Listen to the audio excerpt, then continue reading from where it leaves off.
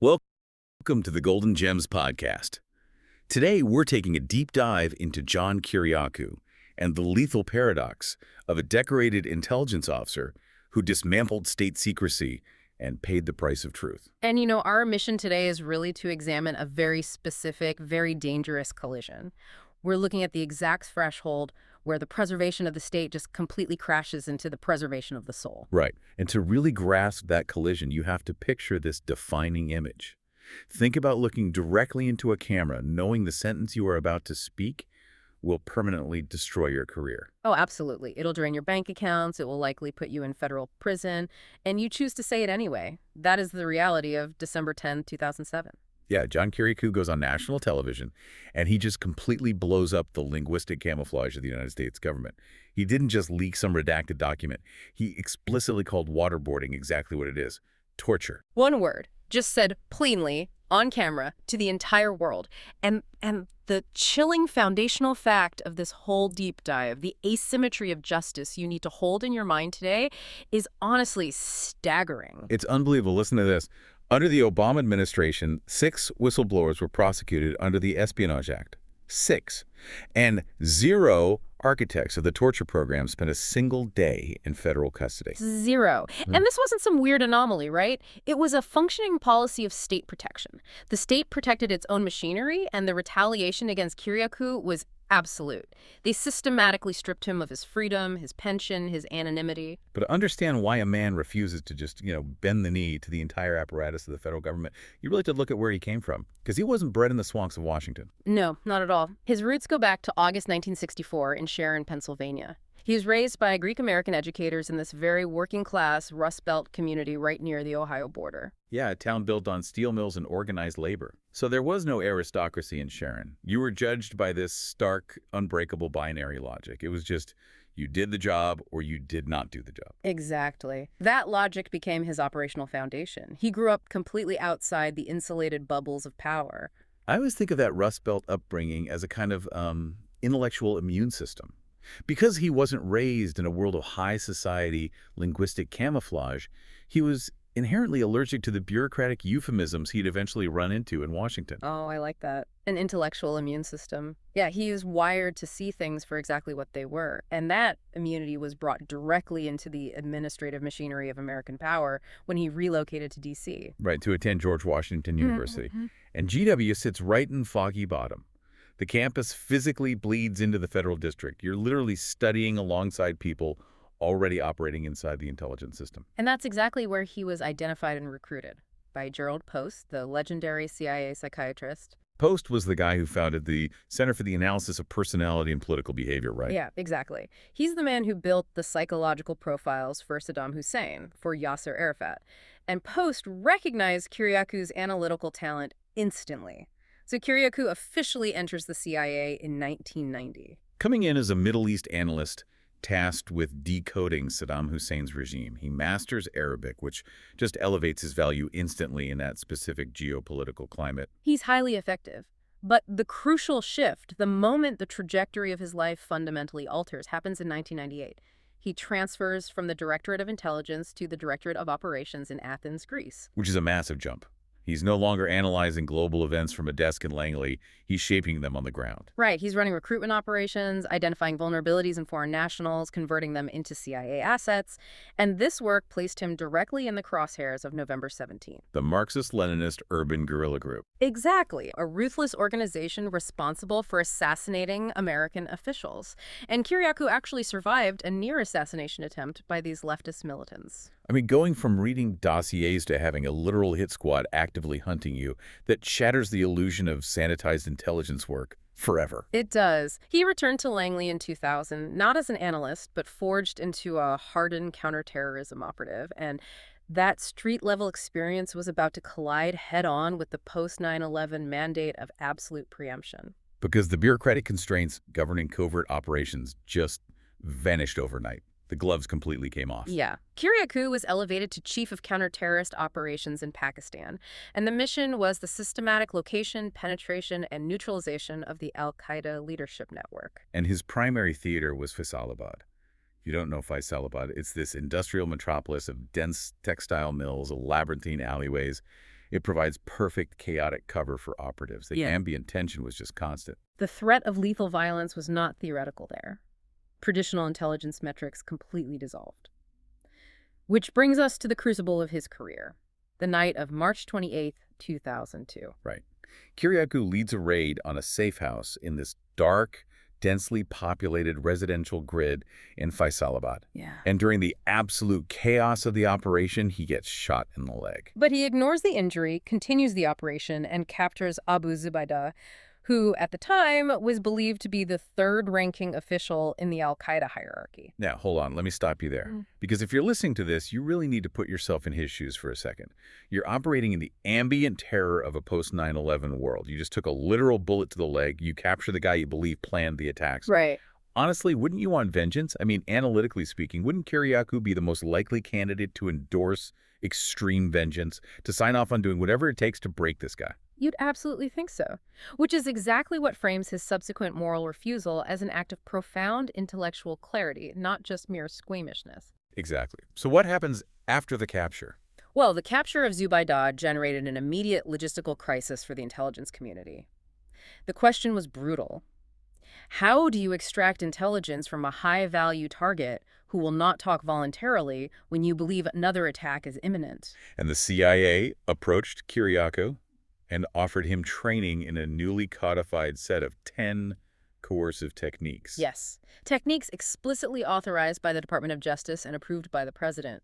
But to understand the weight of what Kiriakou refused, we really have to look at the clinical engineering of helplessness. Because these techniques were not improvised by, angry agents in a basement.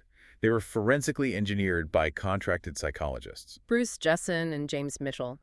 They designed this program to systematically induce learned helplessness without leaving the kind of permanent physical markers that international law could easily categorize as torture. Right, the architects sanitized them as, quote, enhanced interrogation techniques. But in practice, it was a tiered, systematic dismantling of the human psyche. The forensic details are staggering. It began with the attention grasp, violently pulling the detainee into the interrogator's personal space to instill immediate shock. Then came walling, which is forcefully shoving the prisoner against a flexible false wall to produce this deafening, disorienting acoustic impact that just scrambles the senses. They utilized cramped confinement, too, forcing subjects into restrictive boxes designed to trigger acute claustrophobia. And they would sometimes introduce insects into those boxes to exploit specific, known phobias of the detainee. Jesus. And then there was the sleep deprivation, which was sustained for up to 180 hours. Wait. 180 hours? That is over a week with zero sleep. Yeah. That isn't just making someone tired. Biologically, that completely shatters your grip on reality. Absolutely. Your brain physically degrades to the point of severe hallucination and psychosis. The degradation is the goal. They also use the cold cell. Stripping the prisoner naked, chaining them to the ceiling to prevent any restful positions, dropping the ambient temperature to 50 degrees Fahrenheit, and dousing them with ice water every hour to initiate hypothermia. And at the absolute apex of this coercive pyramid sat the waterboard. The prisoner is strapped to an inclined board, face covered with a cloth, and water is poured directly over the breathing passages. Triggering the mammalian diving reflex. Exactly. Your body has a hardwired biological response when water hits your breathing passages. Your heart rate plummets, your body diverts blood to vital organs, and your brain sends a screaming, uncontrollable signal that you are drowning. You literally cannot outthink it. The panic is absolute and physiological. It is. And Kiriakou looked at this forensic architecture and completely refused the training. He actually consulted a senior mentor on the 7th floor of CIA headquarters. They agreed that the program would eventually cross moral and legal lines that could not be uncrossed. He recognized the techniques as a fundamental violation of the Constitution he had sworn to protect. So he quietly resigns in March 2004 and takes a corporate intelligence job at Deloitte & Touche. Attempting to leave the ghosts of Faisalabad behind. But the state always needs a scapegoat when the narrative starts to leak, right? Oh, always. And the tipping point arrives in December 2007. Brian Ross, the investigative correspondent for ABC News, contacts Kiriakou with a highly dangerous allegation. A high-level executive source is blaming Kiriakou personally for physically torturing Zubaydah. Right. The state was attempting to isolate the legal liability onto rogue field officers to protect the architects in the executive branch. And Kiriakou recognized the mechanics of this setup immediately. So he makes an irreversible counterstrike. Instead of hiding behind lawyers, he sits down before the national cameras on December 10th, 2007. And he confirms that Zubaydah broke in less than 35 seconds under the waterboard. He explicitly names the practice torture, but most importantly, he confirms it was not a rogue operation. He states clearly that the torture program was official United States government policy, designed by contractors, legally sanctioned by the Justice Department, and personally approved by the president. In under a minute, the entire apparatus of executive secrecy collapsed around a single sentence. And the retaliation was immediate. Within 24 hours, the CIA filed a formal crimes report against him with the Department of Justice. He was instantly terminated from his lucrative position at Deloitte. The IRS subjected him to relentless, punitive audits. He was effectively exiled from the intelligence community he had spent his life serving. But the irony of what Kiriakou does next is just incredible to me, because from 2009 to 2011, he becomes a senior investigator for the Senate Foreign Relations Committee under Chairman John Kerry. Yeah, instead of running from the government, he weaponized its own machinery. Exactly. He used congressional subpoenas to probe the darker corners of American foreign policy. He demanded accountability using the exact bureaucratic tools designed to prevent it, while simultaneously publishing his first documentation, The Reluctant Spy. Cementing himself as a primary historical source on the post-9/11 intelligence apparatus. But, as we know, the systemic accountability Kiriakou sought was met with the blunt force of World War I-era federal law. Here we go. In January 2012, the Obama administration charged him under the Espionage Act of 1917 and the Intelligence Identities Protection Act. The core allegation was that he disclosed the identity of a covert CIA officer to a journalist. Which Kiriakou maintained was unintentional and involved an officer who had already been publicly identified. But you just have to pause and consider the absolute paradox of this moment. It's mind-boggling. How does an administration run by a constitutional law professor use a 1917 espionage law intended for foreign spies against a whistleblower, while at the exact same time over $80 million is paid out to the psychological contractors, Jessen and Mitchell? The architects get rich, and the man who exposes them faces decades in federal prison. It's just a lethal paradox. Facing the financial impossibility of a prolonged federal trial against the unlimited resources of the Department of Justice, Kiriakou accepted a plea deal in October 2012. He was sentenced to 30 months at FCI Laredo. But he did not enter prison as a broken victim. He entered as an intelligence analyst. Yes, he wrote Doing Time Like a Spy, where he actively applied CIA psychological tradecraft to survive federal incarceration. He literally detailed specific techniques derived from his agency training to navigate the brutal social hierarchies, physical threats, and psychological pressure of the carceral environment. He mapped the prison like a foreign intelligence target. He really did. But we have to look at the institutional message here. The legal architecture that doomed him functioned exactly as it was designed to. Right, the torture memos. Mm-hmm. Produced by John Yu and Jay Bybee at the Office of Legal Counsel. They provided retroactive legal cover for acts that every objective international legal standard classified as torture under the Geneva Conventions. And the trap of the Espionage Act is even more insidious. It deliberately contains no public interest whistleblower defense provision. It is a strict liability statute. Meaning an officer charged under it cannot argue in court that the disclosure served the public interest. Exactly. Kiriakou could not tell a jury that you, the American people, had a right to know your government was torturing people in your name. It's basically a legal gag order. I mean, it's like being put on trial for pulling a fire alarm, but the judge tells you that you are strictly forbidden from mentioning to the jury that the building was actually on fire. That's a perfect analogy. The law strips away the context of the crime entirely. So Kiriakou lost his pension and gained a felon status, while the architects of the torture program kept their pensions, gained lucrative book deals, and returned to advisory positions. The institution designed his incarceration to be a silencing mechanism.